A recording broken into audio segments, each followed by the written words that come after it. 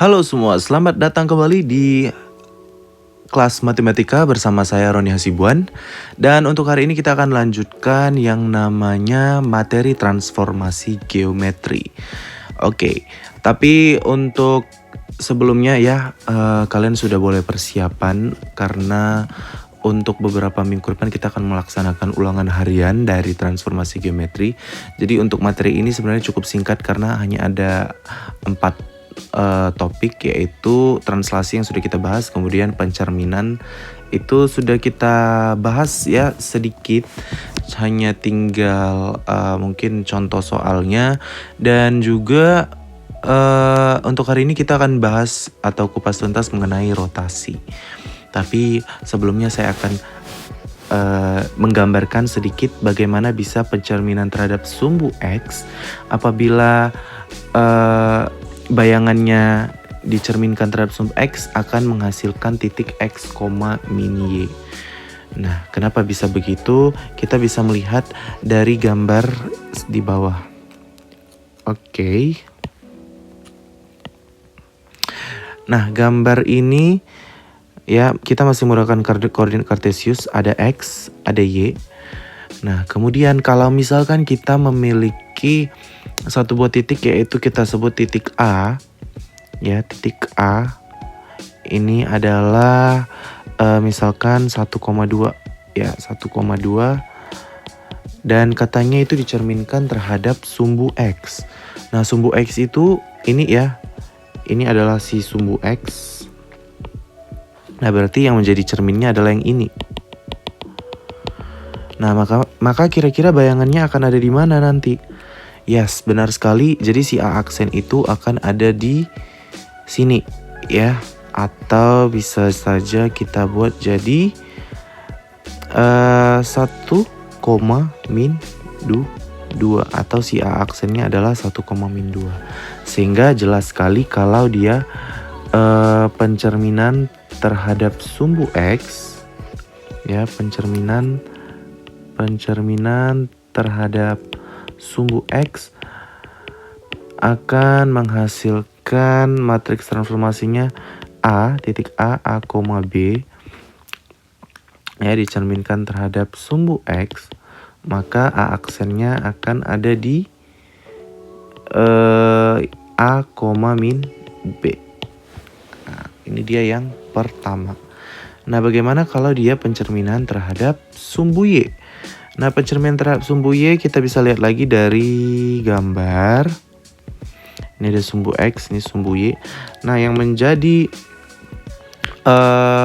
cerminnya itu adalah si sumbu Y. Nah, maka kalau kita memiliki misalkan titik A, ini adalah 2,1 ya, kita bikin 2,1,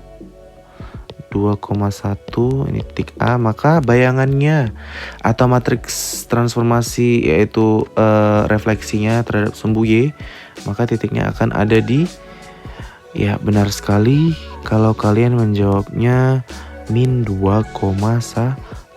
A aksennya akan ada di min 2,1. Nah, sehingga kalau dia pencerminan terhadap sumbu Y ya, atau refleksi terhadap sumbu Y, maka si titik A yang tadinya adalah A, B direfleksikan terhadap sumbu Y, maka A aksennya akan ada di min A, B. Min A, B. Ya, begitu. Dan sama halnya dengan pencerminan terhadap garis Y sama dengan X ya. Untuk ilustrasinya juga bisa kalian gambarkan. Misalkan di sini ada sumbu X dan sumbu Y. Ini sumbu X, ini sumbu Y. Nah, untuk garis Y sama dengan X, kayaknya ini deh terbalik. Ya, garis Y sama dengan X. Sumbu X, ini sumbu Y, dan ada garis Y sama dengan X. Nah, garis Y sama dengan X itu di persamaan garis itu gambarnya seperti apa sih? Ya, garis Y sama dengan X berarti cerminnya nanti akan ada di sini. Ini adalah garis Y sama dengan X. Nah, kemudian apabila kita punya satu buah titik, yaitu aku misalkan 1,3 ya, 1,3. Misalkan di sini adalah titik A 1,3. Dicerminkan terhadap garis Y sama dengan X. Nah, maka nanti bayangannya akan ada di mana? Yes, benar sekali kalau kalian yang menjawab, si A aksen itu akan ada di 3,1. Nah, sehingga untuk pencerminan ya terhadap garis Y sama dengan X, titik si A tadi, A, B direfleksikan terhadap garis Y sama dengan X. Ya, garis Y sama dengan X, maka titiknya si A aksen akan ada di B, A. Ya, seperti itu. Sama halnya dengan ilustrasi untuk garis Y sama dengan min X. Ya, kalau ilustrasinya kalian juga bisa mengerjakan sendiri. Yang penting kemarin juga saya sudah bahas ya, untuk garis Y sama dengan min X nanti bayangannya ada di min B, min A ya. Kemudian untuk terhadap titik asal atau di titik pusat ya, cerminnya di titik pusat, titik A, B itu akan ada di min A, min B. Nah, begitu juga untuk garis X sama dengan H dan Y sama dengan K. Nah, untuk contoh soal kita akan langsung ngebahas untuk yang refleksi. Ya, contoh soal untuk yang refleksi.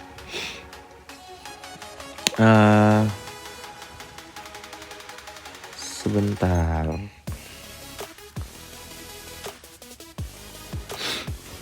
Ya, contoh soal yang refleksi yang pertama, diberikan satu buah titik ya. Misalkan kita punya titiknya adalah min 2,4, titik A min 2,4 ya. Kemudian direfleksikan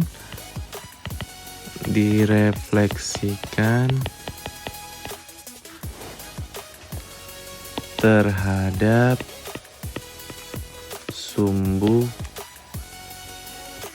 apa? Sumbu Y. Maka bayangannya ada di mana? Nah, ini gampang sekali ya, seperti yang sudah kita pelajari barusan. Kalau dia sumbu Y, maka bayangannya akan ada di min A, B. Maka untuk si A aksen, ini nanti jawabannya langsung kita jawab aja ya. A aksen nanti akan ada di 2,4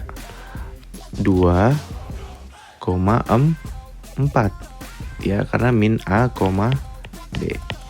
Nah, begitu. Nah, ini dia kalau untuk titik ya. Kalian juga kalau untuk titik bayangannya gampang sekali direfleksikan. Kalian tinggal hafal aja kalau misalkan susah menggambarnya. Nah, kalau dia berbentuk persamaan ya. Kalau untuk berbentuk persamaan sepertinya sama aja ya. Misalkan saya ambil contoh, ada sebuah garis Y sama dengan 3X ditambah 5. Kemudian direfleksikan terhadap garis Y sama dengan min X. Maka nanti bayangan garisnya akan ada di mana? Nah, kalau untuk refleksi terhadap garis Y sama dengan min X pada contoh soal nomor 2 ini, ya kita punya tadi kalau misalkan refleksi suatu titik yaitu X, Y ya, direfleksikan terhadap garis Y sama dengan min X, itu memiliki bayangan ada di min Y, min X gitu ya. Itu yang kita dapat kalau secara ilustrasi. Nah, kemudian dari sini sih bisa kelihatan kalau ini adalah X aksen, Y aksen ya. Itu sama dengan ya min Y min X. Oke, sehingga dari sini nanti bisa didapatkan kalau X aksen Y aksennya itu jadi min Y min X, maka kalau kita ubah bentuk si Y atau si X ini akan menjadi seperti apa ya bentuknya? Ya, si X aksen itu sama dengan min Y, maka si Y itu adalah min X aksen. Dan kemudian Y aksen itu sama dengan min X. Sehingga nilai si X itu adalah min Y aksen. Nah, dari sini kita juga bisa ya mendapatkan persamaan baru, yaitu bayangannya. Dimana kita tinggal substitusi nilainya, begitu ya.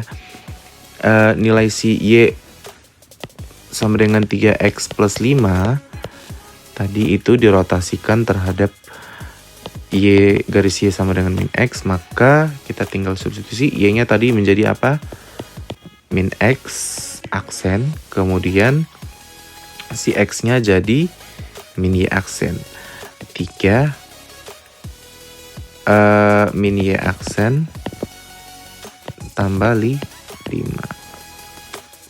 Nah, atau kita bisa bentuk ini sama aja dengan min 3Y aksen sama dengan X aksen tambah 5, atau Y aksen sama dengan X aksen tambah 5 per 3. Nah, begitulah jadinya bayangan apabila direfleksikan terhadap garis Y sama dengan min X. Nah, biasanya sih kalau misalkan dia kebersamaan baru, aksennya itu hilang ya. Semua nilai aksennya itu hilang. Aksen itu menandakan cuman kalau misalkan dia adalah suatu bentuk pencerminannya gitu, atau bayangan barunya gitu setelah ditransformasikan. Tapi sebenarnya umumnya biasanya kalau di soal gitu pilihan ganda, ini kenapa gak ada aksennya gitu, pasti semua salah jawabannya. Nah, enggak, itu kalian hilangin aja semua. Kalau kalian punya aksen gitu, hilangin aja semua. Y aksen, X aksen ubah ke persamaan tanpa aksen gitu loh. Ya, begitulah kira-kira untuk soal dari refleksi ini. Saya kira semua bisa memahami ya. Kalau ada pertanyaan silakan kalian ajukan di kolom komentar dan sesegera mungkin akan saya jawab. Kalau pertanyaannya memang layak untuk dijawab gitu kan. Oke, jadi untuk sekarang kita akan lanjut ke rotasi. Baiklah, kita akan lanjut langsung ke rotasi, di mana rotasi ini adalah ya, kita sudah pernah singgung sedikit sih ya di awal-awal. Rotasi ini adalah bahasa lain dari perputaran. Kayaknya saya lebih nyaman pakai yang ini deh. Rotasi atau perputaran. Oke, jadi ini merupakan salah satu bentuk transformasi geometri juga sih ya, dimana suatu perubahan kedudukan atau posisi objeknya itu dengan cara diputar lewat suatu pusat dan sudut tertentu gitu kan. Jadi yang perlu kalian pahami, kalau di rotasi ini kita masih menggunakan koordinat Kartesius, otomatis ada X, ada Y. Nah, seperti yang saya sampaikan tadi, kalau ini diubah berdasarkan suatu pusat dan sudut tertentu. Nah, pastinya berarti kita akan bermain di pusat gitu ya. Tapi pusatnya nanti ada pusat 0,0, ada juga di salah satu titik. Nah, jadi ada dua jenis bentuk rotasinya ini nanti. Oke, jadi dan sudut tertentu. Nah, pastinya Misalkan kita punya di sini suatu titik, yaitu si A lah kita misalkan ya, titik X, Y gitu. Kemudian diputar melalui sudut tertentu. Nah, berarti kita punya yang namanya di sini sudut. Sudut biasanya disimbolkan dengan alfa, ada juga buku yang melambangkan dengan theta. Nah, sudutnya itu diputar, maka akan membentuk bayangan baru atau objek baru, tempatnya di itu A aksen, yaitu X aksen, Y aksen. Dan seperti yang saya bilang tadi, kalau di sini ada diputar melalui pusat dan juga sudut tertentu. Nah, berarti sudut tertentu itu tadi adalah si alfa, biasanya si alfa ditulis atau si beta. Nah, kemudian besarnya rotasi dalam transformasi geometri sebesar alfa tadi itu bisa disepakati untuk arah yang berlawanan dengan jarum jam, ada juga dengan arah atau searah dengan jarum jam gitu. Dan kalau misalkan arah perputaran rotasi pada benda searah dengan jarum jam, maka biasa sudut yang dibentuk adalah negatif alfa gitu ya. Jadi reminder, kalau misalkan dia alfa yang dibentuk lebih dari 0, ya lebih dari 0. Nah, maka kalau lebih dari 0 berarti perputaran sudutnya itu ya sudutnya positif gitu kan. Ya, berarti ini adalah berlawanan ya, berlawanan arah jarum jam. Nah, kalau dia alfanya negatif, ini dia searah jarum jam. Oke. Itu dia sedikit ilustrasi. Jadi hasil dari rotasi sebuah objek itu tergantung sekali dari pusat dan juga besar sudut rotasinya atau sudut putarnya. Oke. Jadi kalau misalkan kita di dalam kehidupan sehari-hari ya gitu ya, di kehidupan nyata kita bisa melihat biang lala yang sering kita lihat di tempat rekreasi. Nah, itu juga merupakan salah satu contoh dari rotasi dalam transformasi geometri. Nah, misalkan kamu diputar tuh dari sana ke sana gitu, pasti ya posisinya berpindah gitu loh. Dan prinsip yang digunakan itu juga sama ya dengan rotasi dalam transformasi geometri, di mana kita memutar pada sudut serta titik pusat tertentu yang punya jarak yang sama dengan setiap titik. Oke, jadi memperoleh hasil dari rotasi ini ya, rotasi ini dengan kita menggambarkannya dengan menggunakan busur mungkin atau jangka, itu sebenarnya tidak terlalu efektif. Maka dari itu inilah biasanya kita menggunakan metode yang biasa digunakan untuk menentukan hasil objek dari hasil rotasi. Nah, solusinya itulah dengan cara memakai rumus dari transformasi geometri untuk rotasi.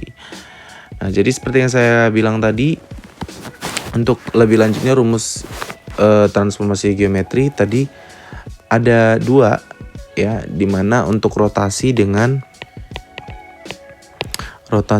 pusat 0 atau pusat O atau 0,0 sebesar alfa.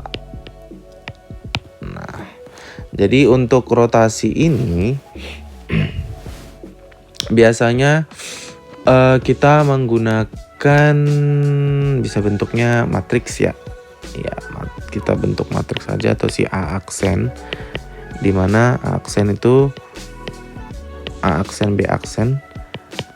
Ya. Cos alfa min sin alfa, dan cos alfa dikalikan dengan AB. Nah, ini dia rumus rotasi dengan pusat di 0,0.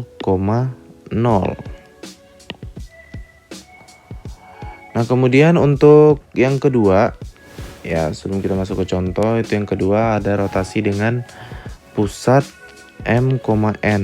Nah, berarti ini artinya pusat rotasinya bukan lagi di titik pusat dari koordinat kartesius, melainkan ada satu buah titik, yaitu ya sebuah titik baru misalkan dengan M,N.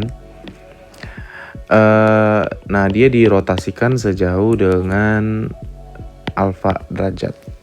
Nah, kalau ini perbedaannya tidak cukup signifikan ya, karena kalian hanya perlu menambahkan kalau si A aksen dari rotasi dengan pusat M,N ini, nanti si A aksen dan B aksennya akan ada di, ya masih sama, bentuk matriksnya masih sama, cos alfa min sin alfa, sin alfa, dan cos alfa dikalikan dengan, ya di sini perbedaannya A kurang M, B kurang N, ditambah M, N. Nah, untuk ilustrasinya juga kalian bisa lihat nanti di buku paket yang sudah saya berikan, ya, karena kita untuk menghemat waktu, kita langsung aja masuk ke rumusnya. Oke, jadi begitu untuk rotasi dengan pusat 0,0 dan juga M,N. Nah, untuk sekarang kita langsung aja masuk ke contoh soalnya. Min 4,5. Min 4,5. Kemudian dirotasikan terhadap pusat O atau 0,0 ya, dengan sudut atau si alfanya adalah 30 derajat. Ya, kalau biasanya saya bilang tidak dibilangkan di soal adalah berlawanan dengan atau searah, itu biasanya berlawanan. Kalau tidak dikatakan, kalau dikatakan searah berarti ya kalian harus ikutin aturan tadi. Kalau searah itu biasanya sudutnya adalah negatif gitu kan. Sudut 30 derajat ini berlawanan aja deh ya. Berlawanan arah jarum jam. Nah, untuk yang soal pertama ya, titik min 4,5 ini kalau dikerjakan bayangannya akan ada di mana? Dirotasikan terhadap pusat 0 dengan sudut 30 derajat, maka si X aksen Y aksennya ada di mana? Ya, X aksen Y aksen itu kita dapatkan nanti dari ya ini, menggunakan ini ya, kita gunakan yang ini. Sebentar, kita gunakan yang ini, cos alfa min sin alfa, berarti kita langsung aja tulis cos 30 min sin 30, kemudian sin 30, dan juga cos 30 derajat dikalikan dengan titiknya tadi min 4 dan 5. Nah, sehingga kita langsung aja masukin cos 30 tadi berapa? Setengah akar 3 ya. Kalian ingat kan masih sudut-sudut istimewa pada trigonometri. Min sin 30 adalah min setengah ya. Kemudian ini karena min ya. Kemudian sin 30 adalah setengah, dan cos 30 adalah setengah akar 3 dikalikan dengan min 4, 5. Nah, kalau bentuk matriks seperti ini kalian masih ingat dong perkalian matriks ya. Setengah akar 3 dikali min 4 adalah min 2 akar 3. Min 2 akar 3 dikurang, ini berapa? 5/2.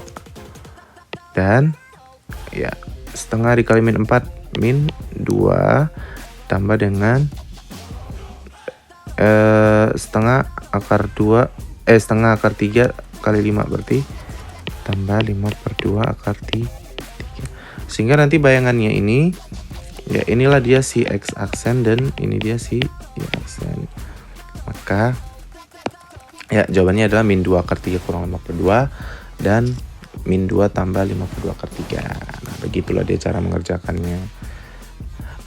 Untuk yang lain sebenarnya sama ya. Jadi kalau dia searah jarum jam, kalian tinggal mengubahkan sudutnya ini menjadi semua sudut negatif dan ya begitulah.